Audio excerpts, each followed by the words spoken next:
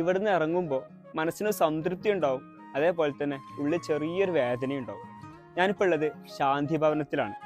ശാന്തി ഭവനത്തിലേക്ക് വരാനുള്ള കാരണം, നാളെ എൻ്റെ ബ്രദറിൻ്റെ, അതായത് പൂച്ചാപ്പിൻ്റെ ബർത്ത്ഡേ ആണ്. അത് കൂടാതെ നാളെ ചിൽഡ്രൻസ് ഡേ ആണല്ലോ. അപ്പം ഈ കുട്ടികൾക്ക് കുറച്ച് ഐസ്ക്രീം കൊടുക്കാന്നുള്ള രീതിയിൽ വന്നതാ.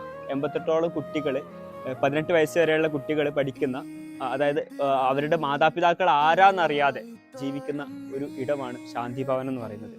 യഥാർത്ഥത്തിൽ നമ്മൾ ആ വീഡിയോ ഒക്കെ ഷൂട്ട് ചെയ്യണം എന്നൊക്കെ നമ്മുടെ മനസ്സിലുണ്ടായിരുന്നു. പക്ഷെ ആ കുട്ടികളുടെ മുഖം കാണുമ്പോൾ നിങ്ങൾക്ക് ഒരിക്കലും അങ്ങനെ ചെയ്യാൻ കഴിയൂല. അതുകൊണ്ടാണ് ഞങ്ങൾ ഇങ്ങനെ വീഡിയോ ചെയ്യാമെന്ന് വിചാരിച്ചത്. പക്ഷെ അത് നിങ്ങളിലേക്ക് എത്തിക്കേണ്ടതുണ്ട്. ഇങ്ങനെ ഒരു സ്ഥലമൊക്കെ മലപ്പുറത്തുണ്ടെന്ന്. ഗവൺമെന്റിന്റെ അംഗീകാരത്തോട് കൂടിയിട്ടാണ് ഈ ശാന്തി ഭവൻ ഇവിടെ പ്രവർത്തിച്ചു വരുന്നത്. നമ്മുടെയൊക്കെ ഇങ്ങനത്തെ ആഘോഷ നിമിഷങ്ങളൊക്കെ കൂടുതൽ ഭംഗിയുള്ളതാക്കാൻ ഇങ്ങനെ ആരുമില്ലാത്തവരെ ചേർത്ത് പിടിക്കാൻ നമ്മൾ കൊണ്ട് കഴിയേണ്ടതുണ്ട്. അങ്ങനെ ഒരു ബർത്ത്ഡേ സെലിബ്രേഷൻ ആണ് ഇനി നമ്മൾ പ്ലാൻ ചെയ്യേണ്ടത് എന്ന് മാത്രം ഓർമ്മിപ്പിക്കുന്നു. പൂച്ചാപ്പൂവിന് എല്ലാവിധ ജന്മദിനാശംസകളും.